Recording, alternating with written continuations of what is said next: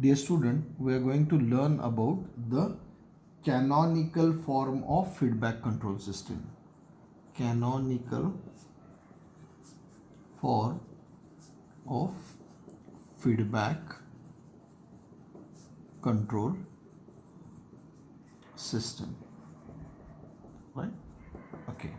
Now, if I draw a block diagram, if G is the direct transfer function, or we can call it as a forward transfer function, right? Then this is a summing block where you know that E stands for the error signal, R is the input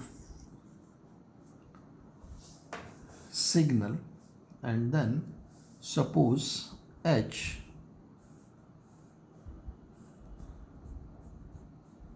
is the feedback transfer function, whereas C is the output of this particular system. Then when we give feedback in a closed loop control system, suppose B is the measured value from the feedback. So if I say minus and plus, this is a typical closed loop system in which G is called as a direct transfer function, H is called as a feedback transfer function, and G into H is called as a loop transfer function or open loop transfer function. We are interested to find out C upon R, output upon input, which is called as a closed loop transfer function. Closed loop transfer function.